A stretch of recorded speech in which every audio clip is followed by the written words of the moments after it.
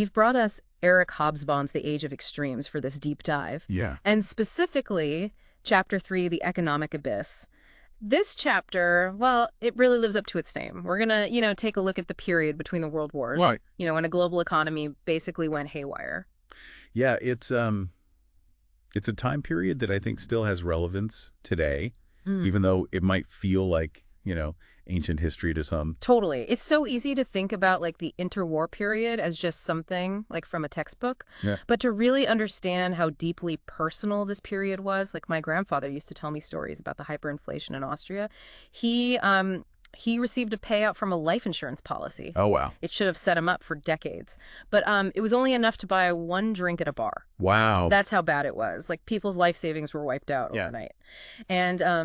And while the excerpt you shared focuses on the Depression itself, Hobsbawm reminds us that even before the 1929 crash, the 1920s weren't exactly roaring for everyone.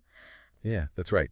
I think what we often see in, like popular culture is this very romanticized view of the Roaring '20s, but the reality is far more complex. Right. Economists were already seeing warning signs.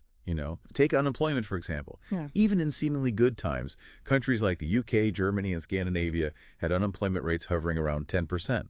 And in Denmark and Norway, it was even higher, around like 17% to 18%. And, these figures were virtually unheard of before World War I. Wow. So even as the world embraced modern technology and consumer goods, cars, radios, the latest fashions, the economic engine was sputtering. Exactly. Yeah. And, one of the factors fueling this kind of unsustainable growth was this massive web of international loans, especially those given to Germany to help them pay war reparations, imposed by the Treaty of Versailles. Ah, yes, the infamous reparations trap. I've always found that aspect of the treaty fascinating. Can you tell us more about why it backfired so spectacularly?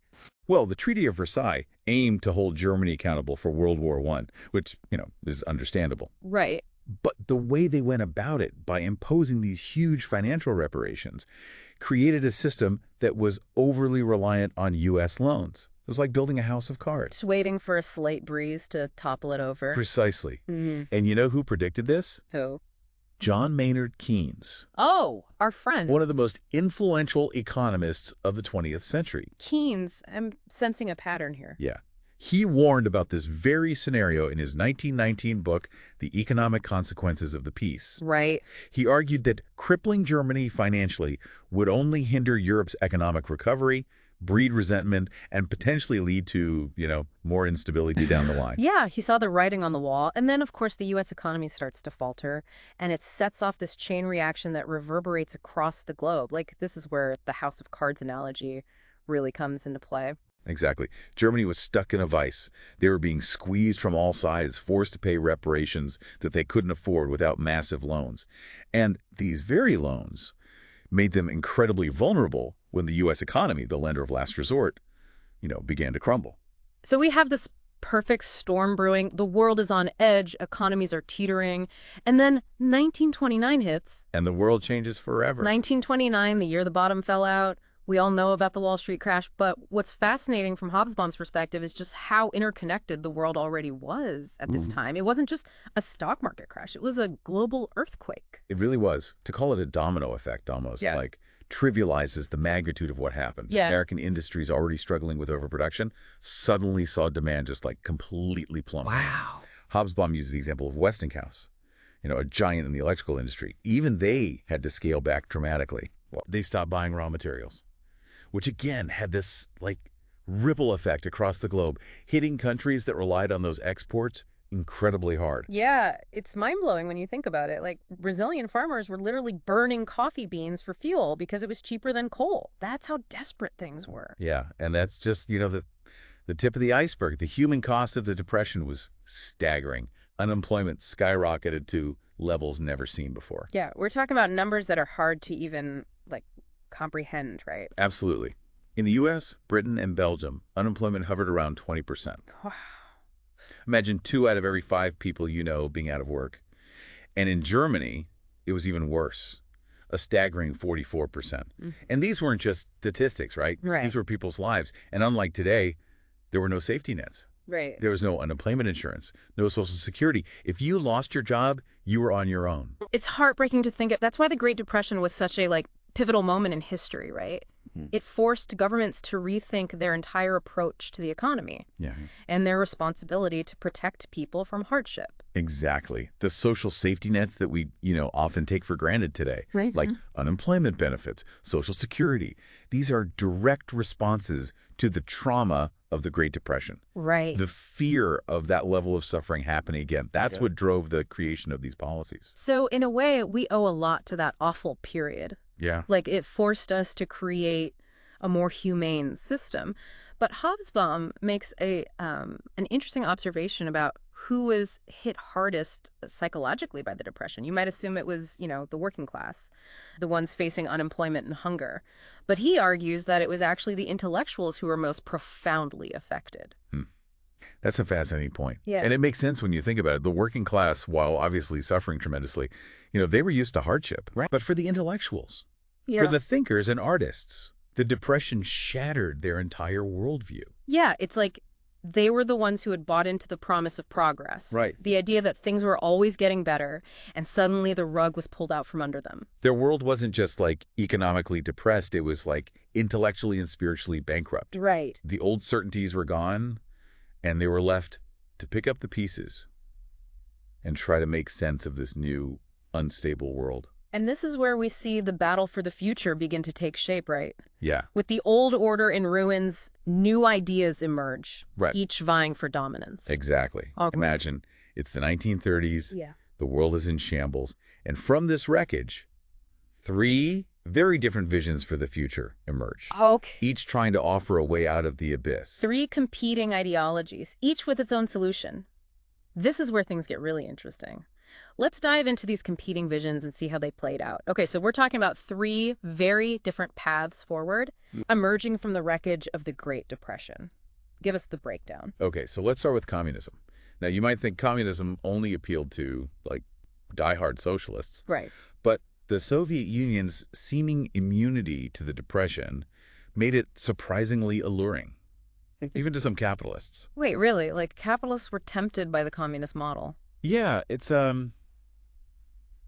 not as far-fetched as it sounds. Okay. Remember, this is a time when the capitalist world is mired in unemployment and despair. Right. And then you have the Soviet Union, at least on the surface, boasting full employment and, booming industrial growth. Their propaganda machine was in overdrive. Right. It was a powerful counter-narrative, even if the reality in Soviet Union was far more complicated and brutal than they let on. Right, right. So communism offered this tempting alternative, a seemingly utopian vision. What about the capitalists? How did they respond to this challenge? So the second vision that emerged was what you might call reformed capitalism. It wasn't so much a cohesive plan as it was a desperate scramble to avoid another depression. Right. Governments started to realize that the old laissez-faire approach, the idea that the market could regulate itself, had failed spectacularly. So a shift away from the invisible hand. Yeah. And towards more government intervention. Exactly. This is where we see the early seeds of Keynesian economics being planted. Right. Remember John Maynard Keynes, who we talked about earlier? Yeah. Who warned about the dangers of the Treaty of Versailles. Our friend Keynes. Yeah, exactly. He and others argued that governments needed to take a more active role in managing the economy, especially during times of crisis. So Keynes had his finger on the pulse, didn't he? He really did. So what did this Keynesian approach look like in practice? Well, one of the key ideas was government spending on public works projects to create jobs and stimulate demand. The idea was to inject money into the economy, get people working again, and boost consumer spending. It was a radical departure from the prevailing wisdom of the time, but it would go on to have a profound impact on economic policy in the decades to come. Wow. So 2 very different visions, right? Yeah. Communism offering this radical alternative to the status quo, and reformed capitalism attempting to salvage the system by, embracing a more active role for government. But there was a third, much darker path that emerged from the abyss, right? Unfortunately, yes. Yeah. Amid the economic despair and political instability, fascism began to rear its ugly head. And this is where the Nazis come in. Sadly, yes. One of the most disturbing aspects of this period is how the Nazi Party was able to exploit the widespread fear and uncertainty to their advantage. Right. And while we can never condone the horrors they inflicted, I think it's essential to understand why they initially gained so much traction. Yeah, it's a chilling reminder that economic hardship can create fertile ground for extremist ideologies. Precisely. People were desperate. They'd lost faith in the old systems. And here was a group promising, quick solutions, a return to national greatness. Right. And scapegoats for their problems. Right. It was a toxic mix, and it ultimately led to one of the darkest chapters in human history. It's amazing to think that, like, in the span of a couple of decades, the world went from the exuberance of the Roaring '20s to the brink of another world war. It's incredible, isn't it? Yeah. And that's what makes Hobsbawm's book so important. He connects the dots between these seemingly disparate events, the economic collapse, the political upheaval, the rise of extremism, and shows how they're all intertwined. So as we try to make sense of our own, like, complex times, Right. what lessons can we learn from the interwar period? Well, I think the biggest takeaway is the importance of economic stability and social safety nets. Right. The Depression showed us what can happen when a society fails to provide for its most vulnerable citizens. Yeah. It also highlighted the fragility of democracy in the face of economic hardship. And finally, I think it taught us that ideas have consequences. Yeah. The ideologies that took root during the interwar period, both good and bad, would shape the course of the 20th century. It's a sobering thought, but an important one. It makes you wonder if we're truly immune to the forces that led to such turmoil in the past. Could another Great Depression happen? And if so, what lessons from the interwar period can we draw upon to, chart a better course? Those are questions we all need to grapple with, I think. The echoes of the interwar period are still felt today, reminding us that the choices we make, both individually and collectively, have the power to shape the future. Yeah, it's a lot to process, but that's what makes these deep dives so fascinating. So thanks for taking us on this journey through the economic abyss. It's definitely given us all a lot to think about. You're most welcome. It's been a pleasure exploring these ideas with you.